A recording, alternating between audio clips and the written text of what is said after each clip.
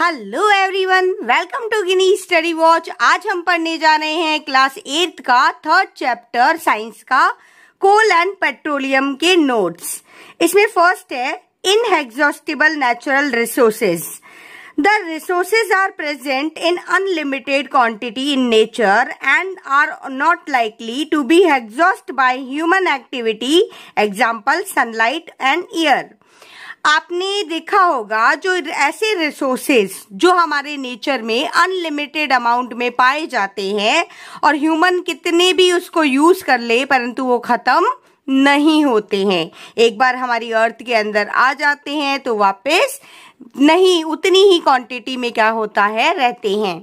तो इसका एग्जांपल है सनलाइट। आपने देखा होगा सनलाइट का हम कितना भी यूज करें परंतु ये खत्म नहीं होती है। इसी तरह से एयर का भी हम जितना भी यूज करते हैं परंतु वो खत्म नहीं होती है। आपने देखा होगा हमने अपनी नेक्स्ट क्लास में 2nd चैप्टर में आपको पढ़ाया था नाइट्रोजन सर्कल। तो एटमॉस्फेयर में नाइट्रोजन उतनी की उतनी रहती है, चाहे ह्यूमन उसको यूज करे, चाहे एनिमल, चाहे प्लांट, कोई भी उसको यूज करे परंतु वो नाइट्रोजन खत्म नहीं होती है। अब दूसरा देखेंगे हम exhaustible natural resources. The amount of these resource in the nature is limited. ये ऐसा है हमारे नेचर में कि अगर हम इसका ज्यादा यूज करेंगे तो ये ऐसा रिसोर्स है कि एक टाइम तक खत्म हो जाएगा। ये हमारे नेचर में लिमिटेड अमाउंट में पाया जाता है। They can be exhausted by human activity. उनको अगर ह्यूमन ज्यादा यूज करेगा तो वो क्या होगा, खत्म हो जाएंगे। जैसे पेट्रोल, अगर पेट्रोल का आप ज्यादा यूज करेंगे तो एक टाइम ऐसा आएगा कि हमारी नेक्स्ट जनरेशन तक पेट्रोल नहीं मिल पाएगा। इसके example of these resource are forest, wild life, minerals, coal, petroleum, natural gas etcetera. इसका एग्जाम्पल है फॉरेस्ट, जंगल में हम गए, पिकनिक मनाया, हमने फायर वहां पे जलाई और ऐसे कैसे छोड़ के आ गए तो क्या होगा, पूरा जंगल में आग लग जाएगी और वो फॉरेस्ट हमें वैसा का वैसा वापस नहीं मिलेगा। इस जैसे ही वाइल्ड लाइफ है, मिनरल्स है, कोल है, पेट्रोलियम है, नेचुरल गैस है, अगर हम इसका ज्यादा यूज करेंगे तो ये हमारे नेचर में क्या होगा, खत्म हो जाएगा और हमारे को वापस नहीं मिलेगा। आपने देखा होगा डायनासोर अब हमारे को बिल्कुल भी देखने को भी नहीं है ना, क्योंकि वो हमारे जो उससे है वो चले गए हैं, विलुप्त हो गए हैं, खत्म हो गई है उनकी जनरेशन। तो एक बार लिमिटेड है ये हमारे सोर्सेज। नेक्स्ट है fossil fuel. Some exhaustible nature resources like coal, petroleum and natural gas. Exhaustible natural resource तो हमने पढ़ा ही है कि क्या होता है, जो हमारे पास लिमिटेड क्वांटिटी में होता है, जैसे कोल, पेट्रोलियम और natural gas. These were formed from the death remains of living organism, fossils. So these are all known as fossil fuel. अब ये हमारे नेचर में क्या होता है, ये लिमिटेड मात्रा में पाए जाते हैं। जब इन सब की डेथ होती है, लिविंग ऑर्गेनिज्म की डेथ होती है तो ये कन्वर्ट हो जाते हैं फोसिल में और इसी को ही किस नाम से जाता है, फोसिल फ्यूल के नाम से जाना जाता है। अब हम नेक्स्ट पढ़ेंगे कोल, स्टोरी ऑफ कोल। कोयले की स्टोरी कैसे बनी है, कैसे बनता है कोयला। About 300 million year ago the earth has dense forest in low lying wet line area. अब जो लगभग 300 साल पहले क्या हुआ करता था, हमारी अर्थ पे फॉरेस्ट हुआ करते थे जो थोड़े से ढलान की तरफ होते थे, है ना, थोड़े से टिल्टेड होते थे। Due to natural process like flooding, these forests got burned under the soil. अब क्या होता था, जैसे प्राकृतिक आपदाएं आती है, जैसे बाढ़ आ गई, तो बाढ़ आने की ऐसी स्थिति में क्या होते थे, ये जो भी फॉरेस्ट होता था पूरा जंगल का जंगल मिट्टी के नीचे दब जाता था। दे वर कॉम्प्रेस्ड, और मिट्टी क्या करती थी, उनको कॉम्प्रेस्ड करती थी, है ना, दबा देती थी उनको। मिट्टी के नीचे वो क्या होते थे, सबके सब दब जाते थे। As more soil deposit over them they were compress, और उसके ऊपर और मिट्टी जम जाती थी और वो उसको दबा देती थी। The temperature also rose as they sank deeper and deeper. अब जैसे वो गहराई की तरफ जाते जाते थे तो वहां पे क्या होता था, अर्थ टेम्परेचर भी लगाती थी। Under height pressure and high temperature, that plant got slowly convert to coal. अब क्या होता था, जैसे ही वो फॉरेस्ट मिट्टी के अंदर धंसता जाता था, अंदर डीपर और डीपर जाता जाता था, अर्थ क्या लगाती थी, हाई प्रेशर लगाती थी और हाई टेम्परेचर लगता था। उसमें 3 चीजें होती थी, तो तीनों का ध्यान रखेंगे, lack of oxygen, high pressure और high temperature. Lack of oxygen, उसको क्या नहीं मिलती थी, ऑक्सीजन नहीं मिलती थी। क्यों नहीं मिलती थी, क्योंकि वो मिट्टी के अंदर क्या होते थे, दब जाते थे। और अर्थ नीचे से क्या लगाती थी, हाई टेम्परेचर लगाती थी। मिट्टी ऊपर से क्या लगाती थी, हाई प्रेशर लगाती थी, जिसके कारण वो किसमें डेथ प्लांट्स किसमें कन्वर्ट हो जाते थे, कोयले में कन्वर्ट हो जाते थे। As coal contain mainly carbon, और कोल में हमेशा क्या होता है, कार्बन होता है। The slowly process of conversion of that vegetation into coal is called carbonization. इसको क्या कहा जाता था, ये धीरे धीरे प्रोसेस क्या होती थी, डेथ वेजिटेशन किस में कन्वर्ट हो जाता था, कोयले में कन्वर्ट हो जाता था, और इसको क्या कहा जाता था, कार्बोनाइजेशन कहा जाता था। Coal is also called a fossil fuel, और कोयले को ही क्या कहा जाता था, फ्यूजल फ्यूल के नाम से जाना जाता था। एक बार सिंपल ऐसे ही हम स्टोरी वापस से देखेंगे कोयले की। लगभग 300 इयर्स पहले क्या हुआ करता था, हमारा जो जंगल हुए करते थे वो लो लाइन डेंस फॉरेस्ट हुआ करते थे, है ना, ढलान की तरफ हुआ करते थे। तो जैसे ही वहां पे बाढ़ आ जाती थी या फ्लूइड आ जाती थी, तो क्या होते थे, ये मिट्टी के नीचे दब जाते थे। अब मिट्टी के नीचे जैसे ही दबते थे तो 3 चीजें होती थी, lack of oxygen, high pressure and high temperature. अब ऑब्वियस है कि जब वो मिट्टी के नीचे धंस गए हैं तो उनको क्या, हवा नहीं मिलेगी। अब हवा नहीं मिलेगी और जो अर्थ है वो क्या करेगी, हाई टेम्परेचर लगाएगी, और हाई मिट्टी क्या करेगी, उसको ऊपर से हाई प्रेशर लगाएगी। तो ये तीनों चीजें होने के कारण जो डेथ वेजिटेशन है या डेथ एनिमल्स है, ये किसमें कन्वर्ट हो जाएंगे, कोयले में कन्वर्ट हो जाएंगे। उम्मीद करती हूँ कि समझ में आ गया होगा। नाउ नेक्स्ट है हमारे पास एक नोट है, coal burn and produce mainly carbon dioxide gas. अगर जब भी कोयला जलता है तो वो क्या प्रोड्यूस करता है, कार्बन डाइऑक्साइड गैस प्रोड्यूस करता है। अगर आपसे एग्जाम में पूछ लिया जाए कोयले जलने पर गैस प्रोड्यूस होती है, तो मेनली क्या होती है, कार्बन डाइऑक्साइड गैस प्रोड्यूस होती है। नेक्स्ट पढ़ेंगे coke. It is a tough porous and black substance. Coke क्या होता है, पत्थर का कोयला, है ना, ये होता है। तो ये टफ होता है, इसके बीच बीच में छेद होते हैं, और ये ब्लैक कलर का, काले कलर का सब्सटेंस होता है। It is an almost pure form of carbon. ये कार्बन की प्योर फॉर्म होती है। Coke is use in the manufacturing of steel and in the extraction of many metals. ये क्या होता है, ये इस कोक का यूज स्टील की मैन्युफैक्चरिंग में किया जाता है और मेटल्स में भी इसका यूज किया जाता है। नाउ नेक्स्ट है हमारे पास कोलतार। कोलतार को हिंदी में डामर भी बोला जाता है, जो कि सड़कें बनाई जाती है जिससे। इसके बारे में पढ़ेंगे। It is a black thick liquid with unpleasant smell. ये क्या है, काले कलर का गाढ़ा सा लिक्विड होता है, और इसकी स्मेल ऐसी होती है कि हम सूंघ नहीं सकते, ऐसी स्मेल होती है। It is a mixture of about 200 substance. ये लगभग 200 सब्सटेंस से मिलकर बना हुआ होता है। Product obtained from coal tar are used as starting material from manufacturing various substances used in everyday life and in industry. इसका जो प्रोडक्ट होता है कोल तार का यूज मोस्टली मैन्युफैक्चरिंग में किया जाता है, हमारी डेली लाइफ में इसका यूज किया जाता है, और बहुत बड़ी बड़ी इंडस्ट्री में भी कोयले का यूज किया जाता है।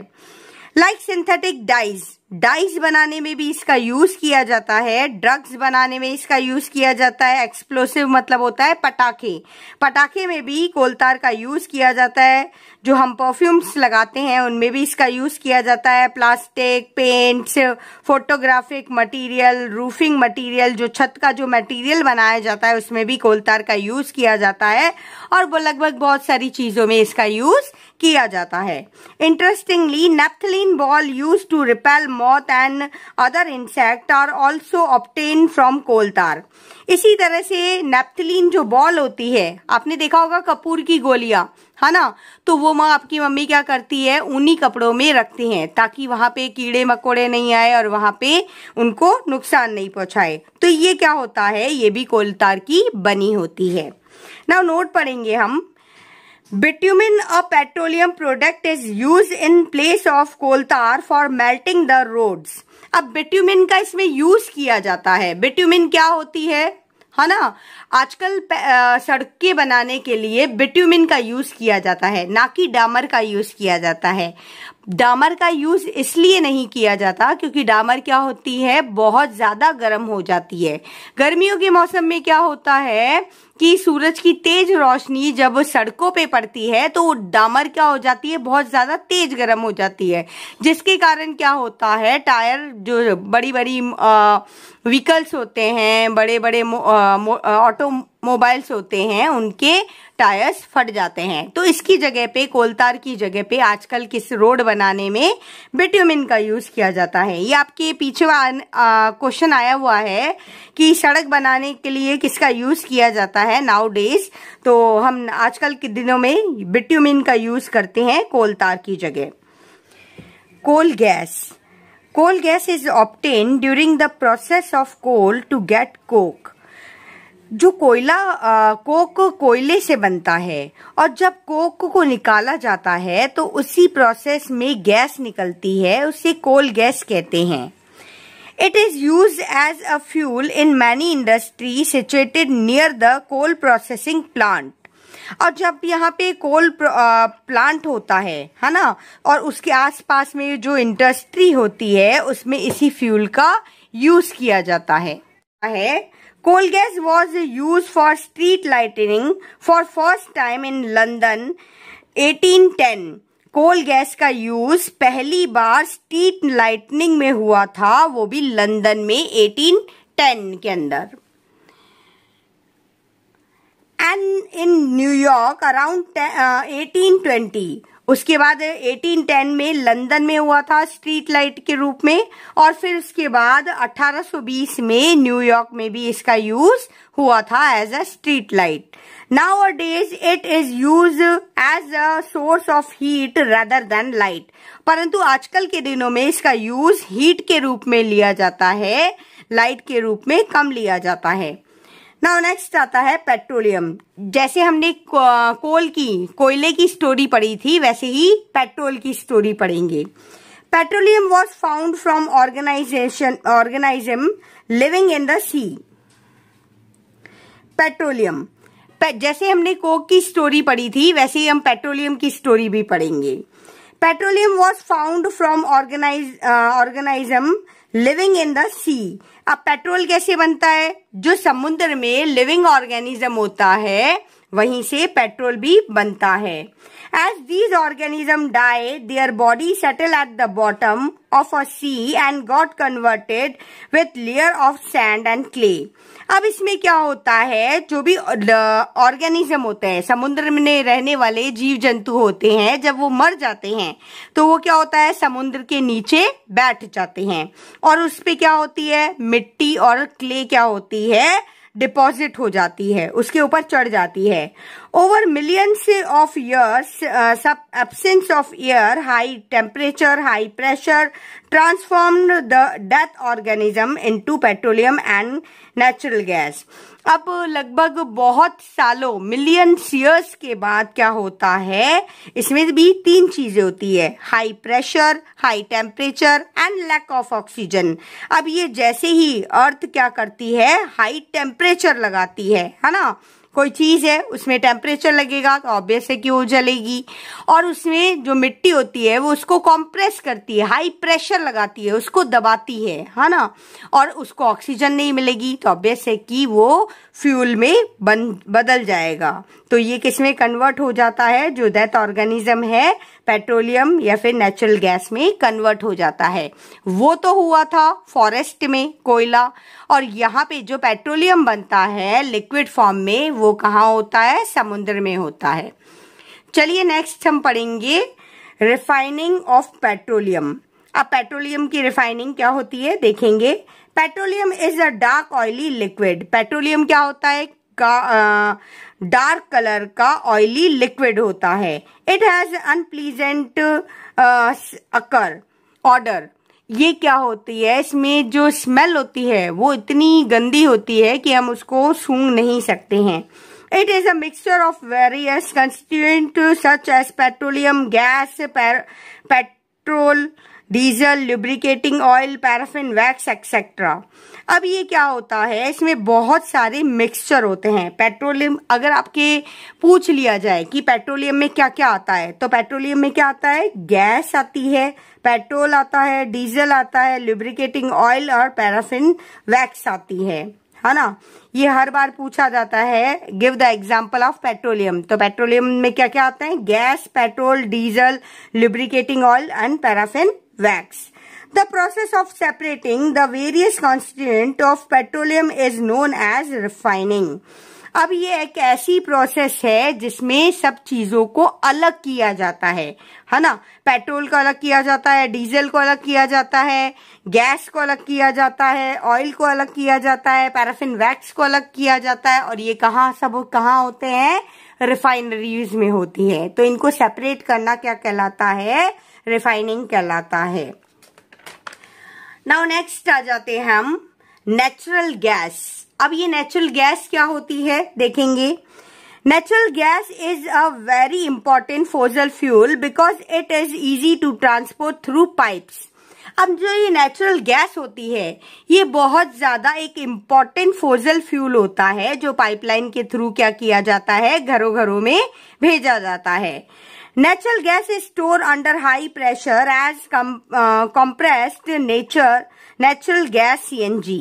अब ये जो नेचुरल गैस होती है इनको बहुत ही ज्यादा हाई प्रेशर के साथ इनको भरा जाता है ना, और इसको क्या कहा जाता है, CNG। CNG की फुल फॉर्म होती है compressed natural gas। CNG is used for power generation। Power generation में भी इसका यूज किया जाता है। It is now being used as a fuel for transport vehicle because it is less polluting. It is a cleaner fuel. It is a cleaner fuel. अब ये जो CNG gas होती है इनको आजकल व्हीकल्स में भी यूज किया जाता है। आपके पास भी अगर किसी के पास CNG में अगर कोई कार है और उसमें CNG गैस भरी जाती है तो वो यही गैस है ना। इसका यूज क्या होता है, व्हीकल्स में भी किया जाता है क्योंकि इसमें पॉल्यूशन नहीं होता है, ये धुआं नहीं फैलाती है, और ये क्या होती है, क्लीनर फ्यूल होती है। अगर आपसे एग्जाम में पूछ लिया जाए which gas is known as cleaner fuel gas, तो आपका आंसर होना चाहिए CNG या compress natural gas is a cleaner fuel gas. ये मोस्टली एग्जाम में पूछ लिया जाता है। अब आएंगे हम कि हमें कैसे अपना पेट्रोल और डीजल बचाना चाहिए। In India the petroleum conversation research association, जिसका शॉर्ट फॉर्म है PCRA, advise people how to save petrol oblique diesel while driving. Their tips are. अब यहाँ पे PCR मतलब पेट्रोलियम कंजर्वेशन रिसर्च एसोसिएशन ने एक एडवाइस दी है कि पेट्रोल और डीजल को कैसे ड्राइव करते समय हमें सेव करना चाहिए। इनके टिप्स ये है, drive at a constant and moderate speed as far as possible.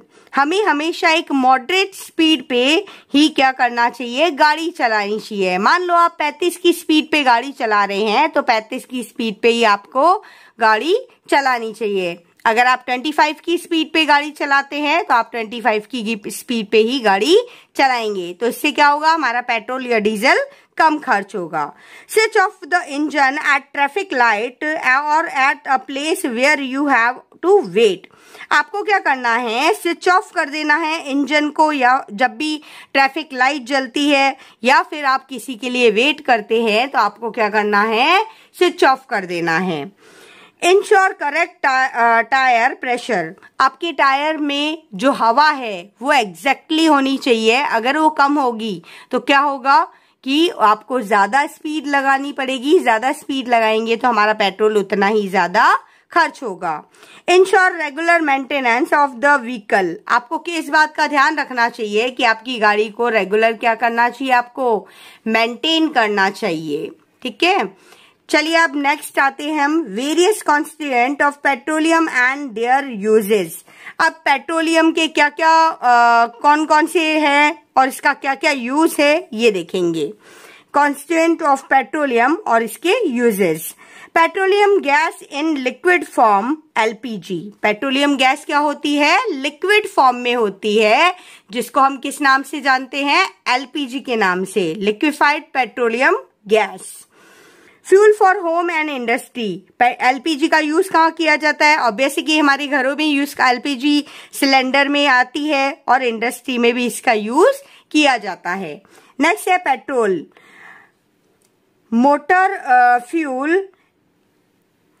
Fuel में भी इसका पेट्रोल का यूज मोटर फ्यूल में यूज होता है।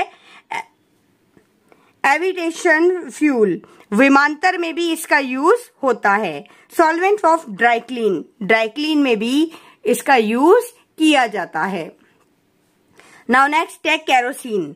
फ्यूल फॉर स्टोव में इसका यूज किया जाता है, लैंप में इसका यूज किया जाता है एंड जेट क्राफ्ट में भी इसका यूज किया जाता है।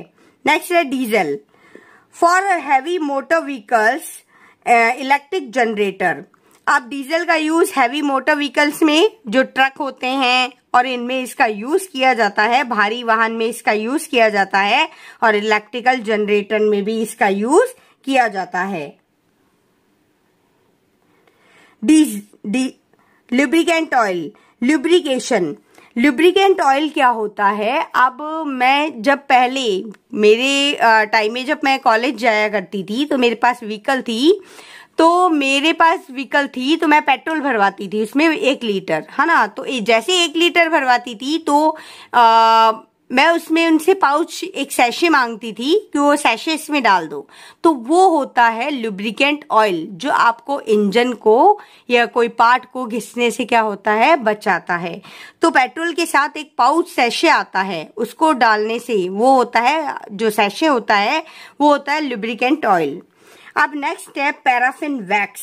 अब पैराफिन वैक्स का कैसे होगा, ऑर्नामेंट, कैंडल, वैसलीन, मरहम के लिए, कैंडल के लिए और वैक्सीलिन के लिए भी इसका ये पैराफिन वैक्स से ही बनाई जाती है। Bitumen, paint, road surfacing. Bitumen जैसे कि हम पढ़ चुके हैं कि जो पेंट होते हैं इसमें बिट्यूमिन का यूज किया जाता है और रोड बनाने में भी बिट्यूमिन का यूज किया जाता है। आपके ये नोट्स यहीं खत्म होते हैं और अगर वीडियो पसंद आई हो तो प्लीज लाइक, शेयर और कमेंट कीजिएगा। Thank you.